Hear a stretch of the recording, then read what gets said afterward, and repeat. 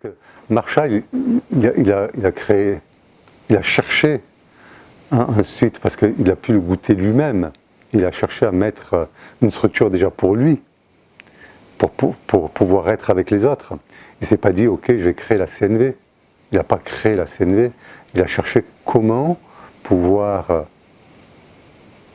m'exprimer et écouter les autres d'une façon qui fait ce rapprochement entre nous plutôt que qui nous sépare.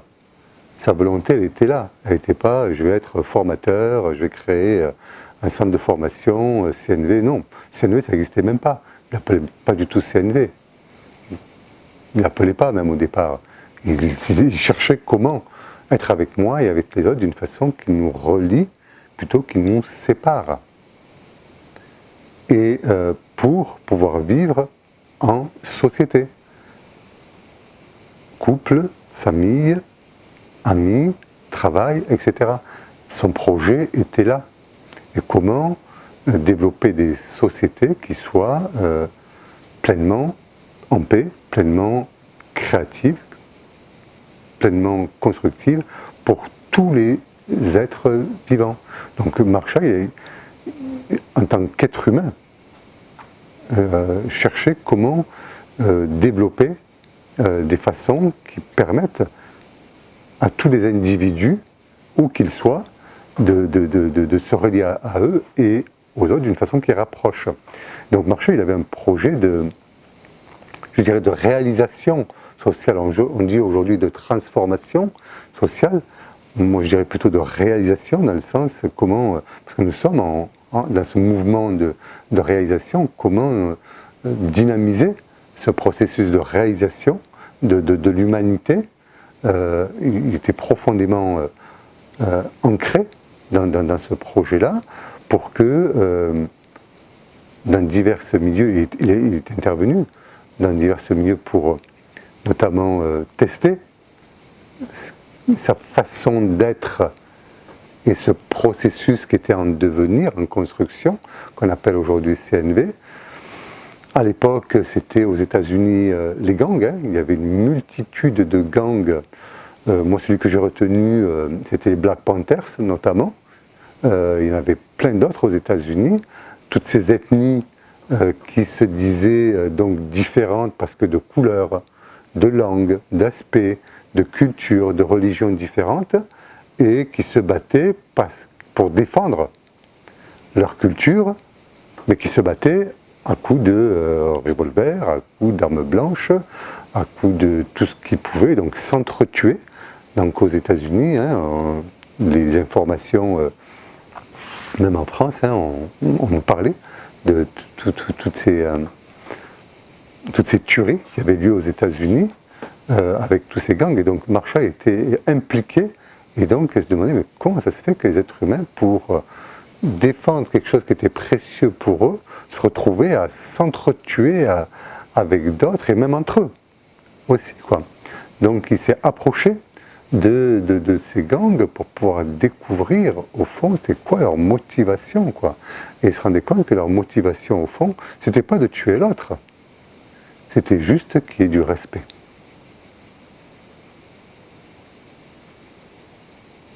Et quand on se posait là, et Marshall le dit, quand on se posait là, ben les armes tombaient. Les armes, autant les armes physiques que les armes intérieures comme ça. Oui, c'est juste pour vivre le respect de ma langue, de ma couleur, de ma famille, de ma religion, ce en quoi je crois. Et moi, je suis prêt aussi à respecter celle de l'autre. Donc juste quand il se positionnait là, se plaçait là, avec des personnes qui s'entretuaient, il remarquait que ça se calmait. Instantanément. Oui, ben nous aussi, on veut dire le respect. Ben oui, nous aussi. Nous aussi. Ok, on reste là. En fait, on veut tous vivre le respect. Pourquoi on se bat? Parce qu'on veut tous vivre la même chose. C'est étonnant. C'est quand même fou. On veut tous vivre la même chose, et en fait, on se bat tous pour la même chose. Et c'est à partir de là qu'il est intervenu partout où il pouvait pour permettre aux individus qui choisissaient des stratégies de guerre, hein, à se relier à cet endroit-là. Il est allé voir les Tutsis et les Hutus, comme on le sait, qui se sont entretués. Il y a une ethnie qui disait qu'elle était supérieure à l'autre. Ils se sont attaqués à la machette, et c'était d'une violence, mais rien que d'en parler dans le corps, ça se glace, quoi. Et lui, il a été là pour leur permettre, au fond, de se rendre compte que ce qu'il souhaitait, c'est que chacun puisse être considéré avec ses différences, c'est tout. On n'a pas la même couleur exactement, on n'a pas la même culture, on n'a pas les mêmes croyances. Tout ce qu'on veut, c'est qu'on puisse être considéré. C'est tout. Et on peut, à partir de là aussi, considérer l'autre. Donc ce travail était subtil, au fond. Il n'amenait pas... il n'y allait pas en disant « Ok, je vais sauver l'humanité. Je vais apprendre aux autres comment faire. Moi, je sais, et donc je vais leur dire comment il faut faire. » Il leur permettait juste d'accéder à un endroit à l'intérieur d'eux, que nous avons tous. Et quand ils étaient là, ça se faisait. Et ça s'est fait, réellement. Il est allé au Kosovo, hein, où à l'époque c'était les... il y a aussi ces guerres aussi fratricides en Bosnie, entre les Croates et les Bosniaques, qui du jour au lendemain, voilà, du jour au lendemain, bon, c'était latent, hein, quelque part, ben, on commençait à s'entretuer, parce qu'il y en a un qui a dû dire les Bosniaques c'est mieux que les Croates, ou les Croates c'est mieux que les Bosniaques, ou je ne sais trop quoi. C'est parti d'un truc comme ça. Et lui, tu allais les voir aussi. Donc Marshall était profondément ancré dans comment permettre aux humains d'accéder à leur humanité. Et chemin faisant, ben, il apprenait, il animait ce qu'on appelle des formations, il donnait le format, hein, le modèle, pour pouvoir après être autonome, hein, parce qu'il n'allait pas vivre en Bosnie, où il avait aussi sa maison, je dirais, son chez lui, il avait aussi du travail chez lui à faire, et donner des clés pour que les personnes puissent être autonomes et pouvoir vivre cette reliance à soi pour trouver la paix à l'extérieur comme celle qui est à l'intérieur. Donc Marshall était profondément ancré dans un projet de réalisation sociale, réalisation humaine, de l'humanité. Et il animait pour se faire aussi, entre autres, des formations, pour que les gens apprennent et soient autonomes, et puissent aussi le transmettre à d'autres, et pour qu'on évolue aussi, on évolue ensemble. Et donc moi, c'est ce qui m'a le plus touché, et c'est ce qui m'a amené à choisir d'être formateur, hein, parce que j'avais pas du tout envie d'être formateur. J'avais un job, je gagnais de l'argent, etc. J'avais pas besoin d'avoir un autre métier. Je me suis longtemps interrogé sur comment je pouvais aussi transmettre ce que j'avais appris, donc je l'ai fait, hein, sans être formateur, tout simplement dans ma vie, dans les relations, dans des groupes de pratique aussi, avec d'autres personnes qui apprenaient comment ce processus. Donc ça m'a permis beaucoup d'intégrer tout ça, d'être disciple de mon être. Et à un moment, je me suis dit, ok, mais j'aimerais bien aussi transmettre ce format. Et être formateur, bon, c'est pas le truc qui me motivait le plus comme ça. Et un jour, Marshall Rosenberg, donc, qui a créé ce modèle-là, hein, donc qui est protégé d'une certaine façon, hein, pour le transmettre, il faut être formateur certifié par l'association qu'a créé Marshall, hein, quelque part Marshall a créé ça pour quelque part que ce format-là soit transmis avec la forme et surtout avec l'essence, hein, avec le sens aussi qu'il y mettait, notamment les projets, transformation, d'évolution de l'humanité. Et mais il y avait quelque chose qui manquait quelque part. Et un jour, Marshall, c'était en 2009, a décidé d'arrêter ce qu'on appelle les certifications de formateurs. Alors que là, moi, j'étais en plein questionnement pour moi-même m'inscrire là-dedans. Il a dit, ok, non, c'est terminé, il n'y a plus de formateurs, il n'y a plus de certification. Moi, j'ai appris ça, j'ai dit, mais c'est extrêmement violent, le gars qui qu'il transmet quelque chose de non violent, et il est extrêmement violent. Il ne nous demande pas si on est d'accord, si on n'est pas d'accord. Non, il fait un choix. Et moi, ça m'a touché qu'un être humain comme ça, avec son aura, fasse un choix. Et ça m'a amené à aller au-devant. Qu'est-ce qui fait qu'il ait pris cette décision? Et moi, ce que j'ai entendu, et ce que j'ai compris et surtout entendu, c'est que pour lui, la CNV était trop axée formation, formateur. C'était dissipé, perdu, le côté transformation, évolution sociale, projet de transformation sociale. Puisque lui, ce qu'il souhaitait, c'est que autour de lui se crée une équipe qui, comme lui, œuvre sur le terrain à cette évolution